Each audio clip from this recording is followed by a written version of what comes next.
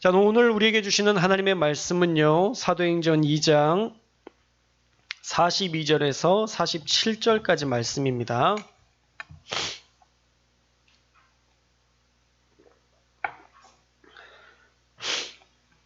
사도행전 2장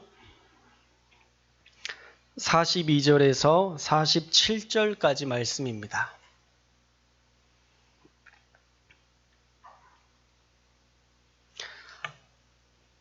예, 광고 하나만 더 할게요. 우리 전환기 장로님 수술하고 오셨는데 제가 이 광고를 빼먹었네요. 이번 계속 기도해 주셨죠? 예, 그래서 이렇게 건강하게 일어나신 것 같아요. 우리 박수로 더 건강해 주시기를 축복해 주시기 바랍니다. 감사합니다. 사도행전 2장 42절에서 47절의 말씀입니다. 저와 여러분이 한 절씩 교독하겠습니다. 그들이 사도의 가르침을 받아 서로 교제하고 떡을 떼며 오로지 기도하기를 힘쓰니라.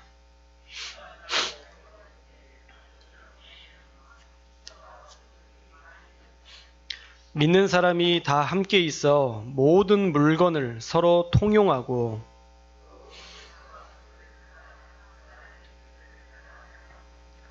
날마다 마음을 같이하여 성전에 모이기를 힘쓰고 집에서 떡을 떼며 기쁨과 순전한 마음으로 음식을 먹고 하나님을 찬미하며 또 온 백성에게 칭송을 받으니 주께서 구원받는 사람을 날마다 더하게 하시니라.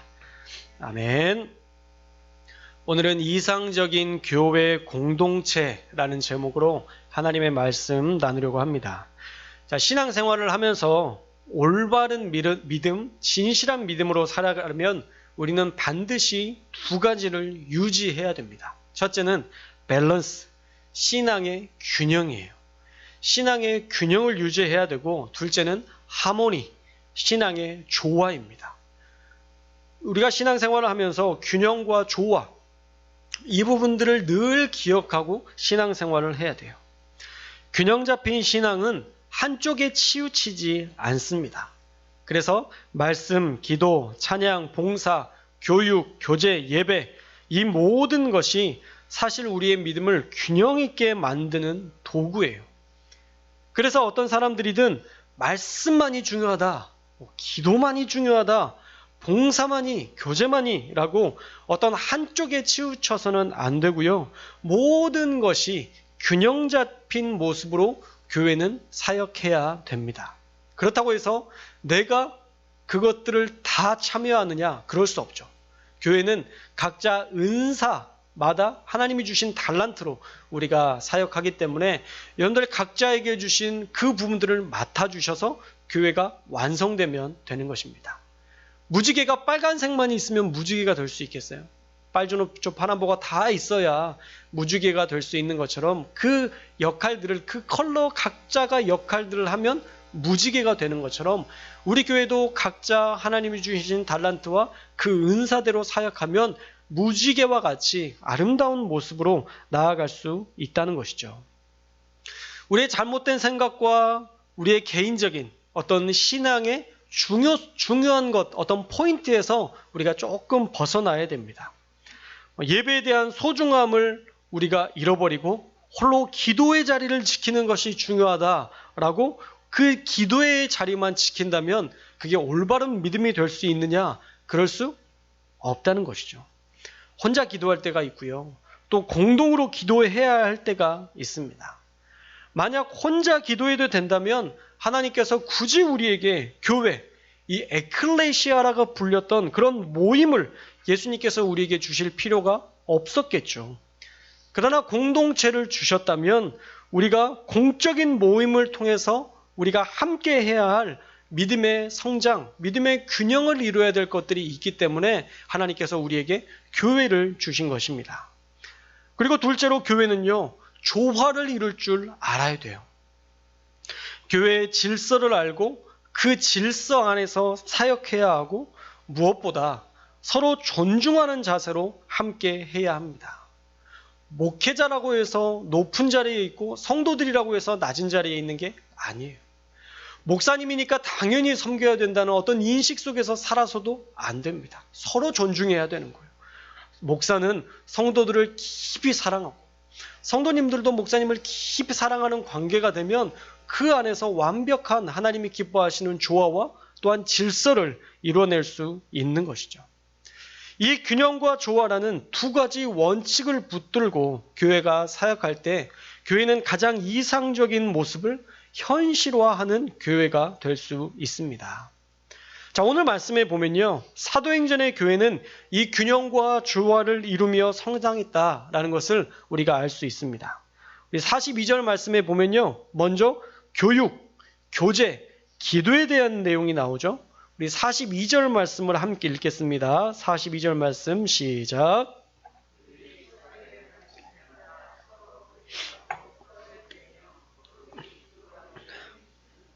아멘. 자, 어느 하나에만 집중해서 사역한 것이 아니었어요. 가르침을 받았고 교육이죠. 서로 교제했고 또 기도에 힘썼다라고 분명히 말씀하고 있습니다. 사실 이것들은요, 각자의 역할이 있어요. 교육은요, 하나님을 알게 되는 것입니다. 우리가 교육을 받아야 하나님을 알 수 있어요. 저도 신앙생활을 하고 다양한 성경 공부도 받았지만 성경 공부를 통해서 내 믿음이 자라가고 하나님을 알아가는 단계가 높아지게 돼요. 그래서 교육은 꼭 필요한 것입니다. 또 교제는 우리의 믿음을 더 굳건하게 하죠. 우리가 혼자 신앙생활을 하려고 하면요, 사실 안 돼요. 성경 통독 안 돼요. 앞에서 목사님이 나 이만큼 읽었다, 읽어야 돼요, 같이 갑시다, 앞에서 듣기 싫어도 계속 얘기를 하니까 그래도 마음에 그 주마다 찔리다가 에이 읽어야지 이렇게 도전할 수 있고 그렇게 되는 것이지, 혼자서는 사실 믿음 생활하기가 쉽지 않아요. CTS 좋은 목사님의 말씀을 듣고 성장하겠다? 안 돼요. 말씀은 좋은데요, 공동체가 있어야 돼요. 그래서 교제를 하나님께서 해야 된다라고 얘기해요. 교제를 통해서 우리의 믿음이 더 굳건하게 되는 것입니다. 왜 기도를 해야 될까요? 하나님의 말씀을 분별하게 돼요. 하나님의 말씀을 분별하는 것은 기도를 통해서 가능한 것입니다. 기도를 일방적으로 하면 분별하지 못하지만 우리가 하나님 앞에 기도하고 하나님께서 나에게 하시는 말씀을 듣기 시작하면 그때부터는 우리의 인생에, 우리의 삶에 많은 것들을 분별할 수 있게 돼요. 하나님 앞에 요즘 새벽 예배 때 기도하면서 몇 주 전부터 저에게 주셨던 어떤 사인들이 있어요. 위기의 때다. 기도해야 된다. 어떤 성도님들을 위해서 기도하면 그런 사인을 저에게 주실 때가 있어요. 그리고 나서 저는 열심히 기도하는데 정말 한 주 뒤면 그런 안 좋은 일들도 일어나는 것들을 보면 하나님이 정말 나에게도 그런 사인을 계속적으로 주시는구나 라는 것들을 알게 돼요.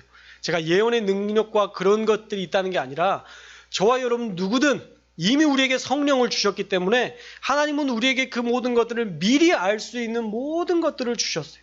우리가 주님을 바라고 주님을 찾기만 하면 우리가 미리 앞서서 기도하게 하시고 미리 앞서서 준비하게 하시는 것들을 정말 많이 보게 됩니다. 기도를 통해서 하나님의 뜻을 분별하게 하세요. 그래서 여러분 기도하셔야 됩니다.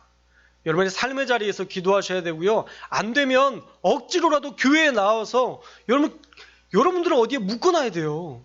내가 어떤 곳에 나를 묶어놔야 그곳에서 뭔가를 하지, 침대에서 누워서 서울대 간 사람 없어요. 어떻게 가요? 침대에서 누워서 서울대 가는 사람이 어디 있어요?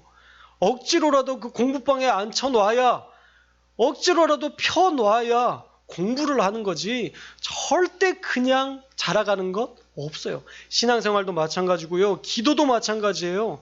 우리가 그 자리에 억지로 들어가야 돼요. 억지로 들어가서 하다 보면 하나님이 기뻐서 하게 만드세요. 이 일이 얼마나 귀한 일인지를 알게 하셔서 기도의 자리를, 이 예배의 자리를 목숨 걸고 지키게끔 만들어주시고 또 그렇게 예배하는 자에게 하나님께서 마음껏 축복하시는 역사들도 우리가 보게 되는 것입니다. 그래서 어느 것 하나 소홀할 수 없어요. 교육도, 교제도, 기도도 소홀할 수 없습니다. 사도행전의 교회는요, 그렇게 균형을 이뤘습니다. 또 43절 말씀에 보면 기사와 표적이 많이 나타났다라고 말씀합니다. 우리 43절 말씀도 함께 읽겠습니다. 43절 시작. 사람마다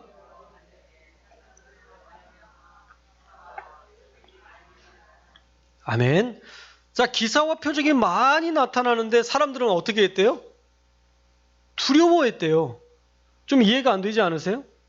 왜 기사와 표적이 많이 나타났는데 두려워했을까? 원문을 더 구체적으로 해석해 보면요, 세번역은 이렇게 되어 있습니다. 모든 사람에게 두려운 마음이 생겼다.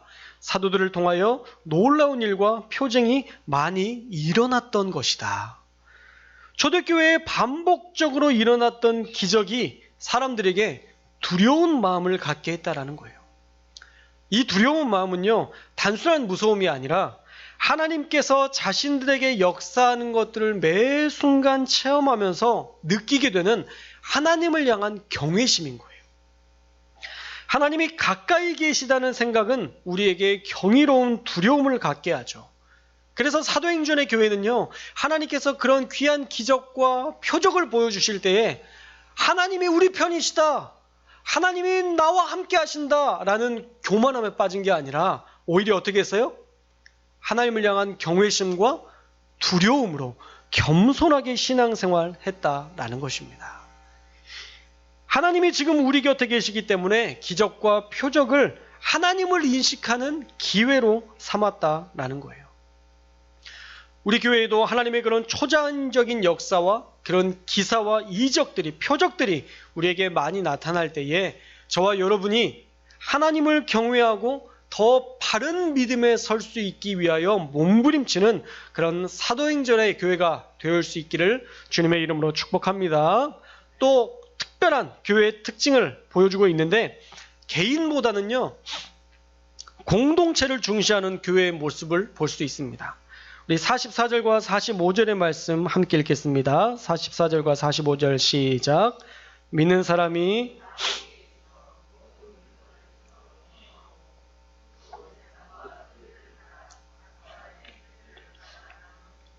아멘.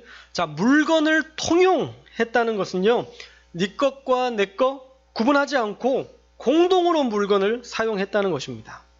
이런 행위는 재물이나 시간, 이것이 나 개인의 소유가 아니라 하나님의 것이라는, 하나님의 소유라는, 그래서 우리는 단지 이 모든 것들을 이 땅에서 잠시 보관하고 관리하는 청직이라는 그런 사상에서 비롯된 거예요. 그러니까 수고한 모든 것을 한데 모아두고 함께 필요한 대로 사용하므로 가난한 자와 굶주린 자가 먹지 못하는 일이 생기거나 할 수 없는 일이 일어나지 않도록 모든 것을 공동으로 사용했다라는 것입니다. 어쩌면 이런 모습은요, 앞으로도 교회가 할 수 없는 그런 특이한 모습일 거라 생각돼요. 최근에 사이비 목사들이 이런 공동 소유를 주장하고 한국에 전쟁이 난다고 전체 성도들과 함께 이주를 갔어요. 딴 나라로 이주를 가서 거기에서 모든 재산을 다 팔아서 공동 소유를 한다고 하는데, 그 목사님은 화로운 저택에서 살고 있고 그 성도들은 신앙생활 제대로 하지 않거나 11조 제대로 하지 않으면 채찍으로 맞고 뺨을 맞는 그런 가학적인 형태의 사이비 집단의 모습을 얼마 전에 TV에서도 방영했던 적이 있습니다. 지금 시대에는 사실 공동 소유를 요구하는 것은 옳지 않아요. 절대 그것은 하나님의 방식이 아닙니다. 시대마다 교회의 형태도 달라졌고요, 예배의 형태도 사실 계속적으로 바뀌어졌습니다. 사도행전의 시대에는 가난하고 굶주린 형제들이 많았기 때문에, 그 당시에 너무 많은 사람들이 굶주렸고 또 굶어 죽는 사람들이 많았기 때문에 이런 일들은요, 부자들의 큰 결단이었던 거예요. 모두가 내놓았다고 하지만 내놓을 게 없는 사람이 태반이었어요. 그 중에서 부한 자들이 자신의 모든 것들을 포기한 권리 포기의 결과였다라는 거예요. 정말 멋진 일이죠. 그러나 지금은 사유재산을 인정하는 시대이기 때문에 그래서는 안 됩니다. 또한 절대 우리 교회는 공동소유를 주장하지 않습니다. 제가 여러분에게 우리 교회는 이제 우리가 함께 세워나가야 되니까 우리 장로님, 우리 권사님 재산을 좀 다 입금해 주세요. 계좌는 교회 주보에 써놨으니까 여러분 재산의 전부를 교회에 꼭 입금해 주시기 바랍니다. 이런 광고 드린 적 없잖아요. 우리는 절대 그런 거 요구하지 않습니다. 사랑하는 여러분, 안심하고 교회 다니시기 바랍니다. 그러나 그 가치는 우리가 지켜야 돼요. 사도행전에서 했던 그 고유한 가치가 뭔가? 가난한 자들과 굶주렸던 자들을 보호하기 위해서 부한 자들이 자신의 모든 소유를 다 팔아서 그들을 살리기 위해서 헌신했던 그 권리 포기의 자세. 사실 그런 포기의 자세는 저와 여러분이 지켜야 될 절대적 가치입니다. 우리 교회가 더 큰 일을 감당하기 위해서는요, 여러분의 헌신과 헌금과 기도가 절대적으로 필요합니다. 재정이 빠듯해서 간신히 교회 운영을 한다면 그 교회는요, 절대 성장할 수 없을 거예요. 사실 우리 교회도 죄송하지만 사역에 한계가 있습니다. 열심히 해도 다른 어떤 교회와 비교되었을 때에는 미안하지만 좀 더 큰 교회로 가겠습니다 라는 이야기를 들을 때 저도 참 속상할 때가 있어요. 다음 세대를 키울 만한 하드웨어가 부족합니다. 간신히 연명하는 정도의 교회가 되어서는 안 돼요. 우리 교회가 하드웨어가 갖춰지면 알아서 오거든요. 구로에 있는 신길교회가 있습니다. 제가 한번 신길교회 저희 형님이 선임 부목사로 계셔서 그 교회에 방문했었는데 교회에 카페도 있고요. 아이들이 뛰어놀 수 있는 키즈 카페가 지하 1층에 마련되어 있어요. 마음껏 뛰어놀 수 있는. 그래서 부모님들이 키즈 카페 겸 예배를 할 수 있는 그곳에 아이를 맡겨놓고 다 예배실로 올라가요. 그러니까 그 예배에 오는 것이 편할까요? 편할까요? 얼마나 편하겠어요. 맡겨놓으면 애들이 좋아하니까 뛰어놀고 거기서 음료도 마실 수 있고 모든 것들이 갖춰져 있으니까 부모들이 와서도 좋아하고 만족도가 아주 높다는 이야기를 들었습니다. 많은 새신자들이 와서 교회에 오는 것을 부담스럽게 여기지 않는다라는 간증을 들었어요. 저도 그 교회를 다 돌아봤는데 우리 교회가 그런 교회가 되었으면 좋겠다는 생각을 품고 돌아왔습니다. 우리 교회가 어떠한 목표를 가지고 우리도 원대한 꿈을 꾸고 도전하는 그런 교회가 될 수 있기를 주님의 이름으로 축복합니다. 제가 계속 부동산을 좀 보고 있어요. 어떻게 하면 우리 교회가 더 좋아질까? 어떻게 하면 신길교회 같이 그렇게 큰 교회는 향후 10년 안에는 못할 것 같아요. 근데 30년 안에는 충분히 가능할 거라고 봅니다. 10년 안에는 우리가 준비해야 되니까 어떻게 하면 더 좋은 곳에서 좋은 조건을 가지고 우리 교회가 그렇게 성장하고 아이들이 마음껏 오고 싶은 교회, 와서 즐길 수 있는 교회, 회복되는 교회, 마음껏 드럼을 치고 찬양할 수 있는 교회, 어떻게 그런 교회를 만들 수 있을까 계속 고민하고 있어요. 할렐루야. 저만의 고민이 아닐 거예요. 지금까지 여러분들이 그렇게 계속 고민하셨고 그래서 이렇게까지 우리 성도교회가 성장해 왔는데 여기에서 멈추면 안 됩니다. 우리가 더 큰 꿈과 비전을 가지고 하나님이 주실 위대한 꿈을 바라보면서 우리가 전진해 나아가야 돼요. 그러려면 여러분이 교회 중심으로 사역하셔야 되고요. 사명을 감당하셔야 되고요. 기도에 힘써셔야 되고요. 여러분의 헌금으로 교회를 섬겨주셔야 합니다. 사도행전에서 보여준 그 권리 포기가 오늘 저와 여러분에게도 있어야 할 줄로 믿습니다. 할렐루야. 학개와 스가랴 말씀을 통독하는데 너희가 열심히 사는데 너희가 얻으려 했던 결심만큼 얻느냐? 너희가 50을 기대했는데 20을 얻게 되는 이유가 뭔지 아느냐? 너희가 하나님의 성전을 세우는 일에 등한시했기 때문에 내가 하늘과 땅에 저주를 내려 수고한 것을 얻지 못하게 하였다라고 말씀하고 있어요. 열심히 했는데 수고한 것보다 열매가 없고 계속 수고는 하는데 사건 사고가 계속 생겨 밑빠진 독에 물붓기처럼 산다면 여러분의 삶도 한번 돌아보십시오. 학개와 스가랴 시대에 나만을 위해 살았던 그런 삶이 아닌지 여러분들 한번 돌아보시고 여러분의 삶도 돌이키셨으면 좋겠어요. 학개 선지자는요, 성전을 다시 재건하기 시작한 그때부터 이런 이야기를 합니다. 이때부터 하나님께서 너희를 어떻게 축복하시는지 봐라. 그렇게 기쁜 마음으로 학개는 선포합니다.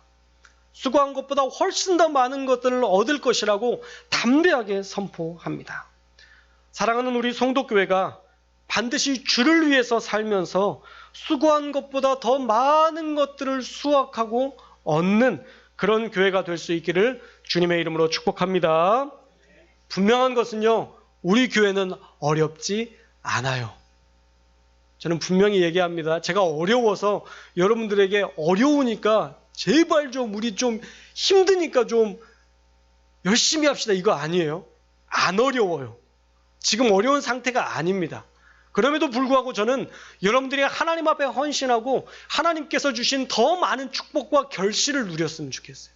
그러기 때문에 선포하는 거지, 우리 교회가 어려워서 이 어려운 재정을 메꾸려고 여러분에게 이야기하는 것 절대 아니에요. 오해하지 마시고, 여러분이 자발적으로 헌신하시고 자발적으로 결단하시고 자발적으로 희생하는 교회가 되어야 그 교회가 의미 있는 것이지, 막 목사님이 채찍질해가지고 헌금하고, 절대 그런 교회는 온전한 교회가 될 수 없어요. 여러분 안에 하나님이 주신 자발적인 심령으로 주를 위해서 헌신하고 결단하고 하나님을 위해서 희생함으로 우리 교회가 날마다 승승장구해 나가는 그런 교회가 될 수 있기를 축복합니다. 또 46절에서는요, 예배 모임과 교제를 언급해요. 모이기를 힘썼고 떡을 떼며 음식을 먹었다 말씀합니다. 모여서 만나고 먹는 게 정말 큰 힘이에요. 그런데 지금 코로나라는 특수 환경 때문에 이 모든 것들이 막혀서 너무 안타깝습니다. 분명 교제도 하나님이 주신 귀한 사역이라는 것 여러분 꼭 기억하셨으면 좋겠어요. 우리 코로나가 안정되면 많이 먹으러 다닙시다. 할렐루야. 자주 만나고 우리가 서로 놀러 다니고 우리가 많은 좀 추억을 쌓고 이럴 수 있었으면 좋겠어요. 그러나 지금 우리가 그걸 하지 못하니까 만나지 못할 때는 어떻게 해야 될까요? 서로를 위해서 기도해 주는 거. 절대 기도를 쉬면 안 됩니다. 그리고 서로에게 안부를 묻는 거. 여러분 열심히 기도했는데요, 그분에게 안부 전화를 안 하면, 내가 당신을 위해서 기도했다고 이야기하지 않으면요, 그분이 알까 모를까요? 알까요 모를까요? 몰라요. 그 정도의 영성이라면 엘리야죠. 잘 몰라요. 그러니까 얘기해 주셔야 돼요. 제가 선생님을 위해서 기도하고 있습니다. 목사님을 위해서 기도하고 있습니다. 오늘 어떤 권사님을 만나서 이야기하는데 제가 매일마다 목사님 위해서 기도하고 있어요. 그 이야기를 하는데 감동이 막 밀려올까요? 밀려올까요? 막 감동이 막 밀려와요. 저를 위해서 매일 기도해 주시는 어머니 같은 권사님이 있다는데 힘이 날까요? 날까요? 나죠. 우리가 얘기를 해줘야 알아요. 사람은요, 얘기를 해야 알아요. 남녀 간에도 제발 얘기하십시오. 남자 성도님들, 우리 장로님, 집사님, 아이 뭘 그런 걸 얘기해. 얘기해야 알죠. 얼마나 귀하게 여기는지를 얘기해야 알죠. 꼭 표현하시기 바랍니다. 우리 교회에서도 표현해야 되고요. 여러분 가정에서도 너무 고마워, 너무 사랑해, 너무 감사해, 당신밖에 없어, 계속 표현을 해줘야 그것을 알 수 있어요. 벌써 한 분이 표현하신 것 같은데 계속 그렇게 표현하시면서 살아야 됩니다. 마지막으로 교회는요, 하나님께 영광 돌리며 많은 사람들에게 인정받는 교회가 되어야 돼요. 초대교회가 그랬습니다. 그래야 구원받는 자의 수가 많아질 수 있는 거예요. 우리 47절의 말씀 함께 읽겠습니다. 47절 시작.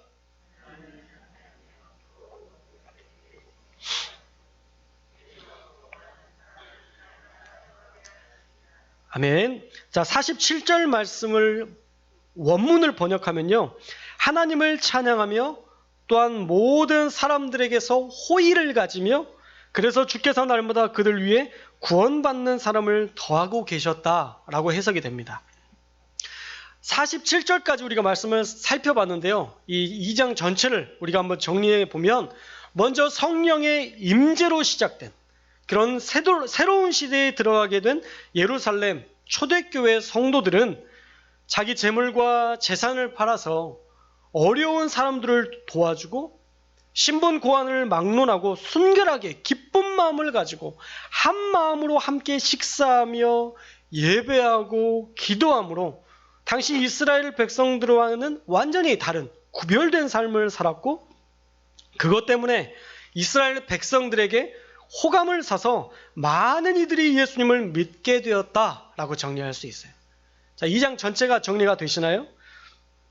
초대교인들의 삶이 그 당시에 유대인들에게도 매력적으로 받아들여졌는데, 그 이유는 그들의 삶이 달랐던 거예요. 그들의 삶이 웬만한 사람들이 살아가는 방식과 달랐다는 거예요. 부자들이 가난한 자들을 먹이기 위해서 자기의 전 재산을 교회에 바쳐서 함께 공동으로 살 수 있었던 것, 이런 권리폭이, 이건 사실 아무나 할 수 없는 거예요. 저같이 재산이 없는 사람도 전부 내놓으라고 하면 어려울걸요? 그런데 그렇게 많은 재산을 가진 사람들이 그것들을 포기했다라는 것, 이거는 예수 그리스도께서 주셨던 그 사랑, 그 은혜, 그 감격 때문에 나에게 주신 이 모든 것이 하나님의 것이라는 고백이 있었기 때문에 그것들을 하나님 앞에 드릴 수 있었던 거예요. 그런 믿음의 고백으로 살았으니 많은 사람들이 그리스도인들을 봤을 때 매력적으로 여겨졌던 거죠. 우리와는 다르구나. 오른뺨을 때렸더니 어떻게 해요? 아직 분이 안 풀렸지? 자, 왼뺨. 왼뺨도 대주는 예수님께서 하셨던 그 방식대로 살았다니까요. 사도행전의 사람들은요, 예수님이 말씀하셨던 그 모든 것들을 기억하고 살았어요.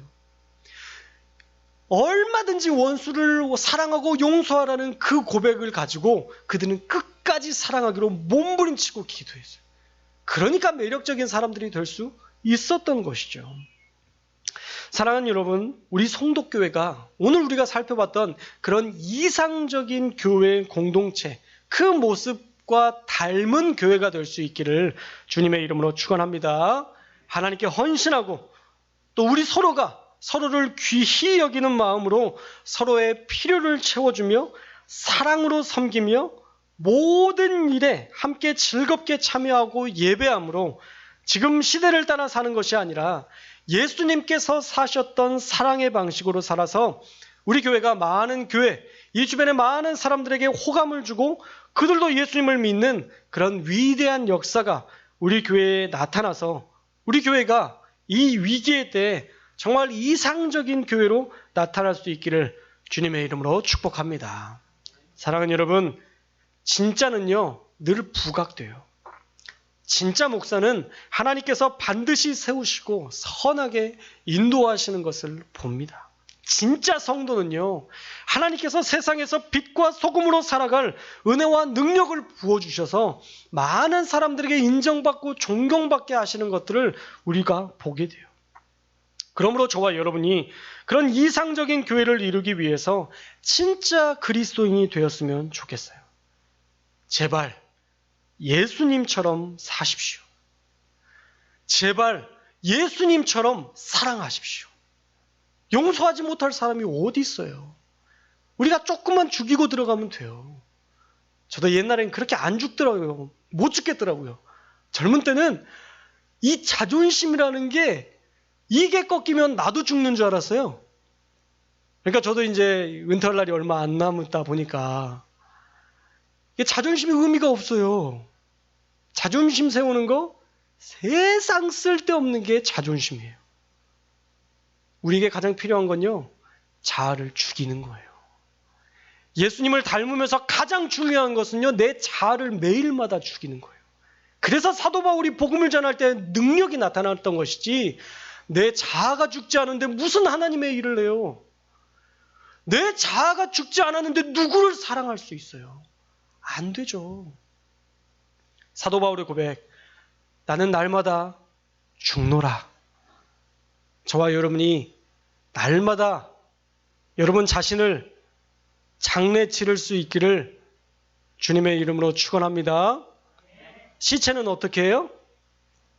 말하지 않아요. 시체는요, 반응하지 않아요. 시체를 꼬집는다고 해서 안 해요. 왜요? 시체는 아무것도 느끼지 못하기 때문에. 우리는 그리스도 안에서 이미 죽은 자예요. 죽은 자는 세상의 방식에 반응하지 않아요. 우리는 오직 예수님께만 반응하는 존재인 줄로 믿습니다.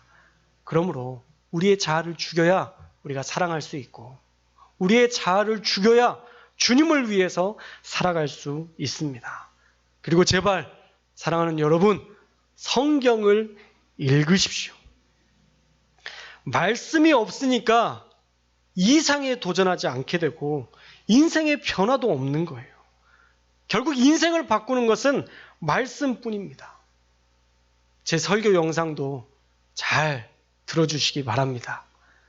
열심히 찍어서요, 기도하는 마음으로 이렇게 만들어서요, 올려요.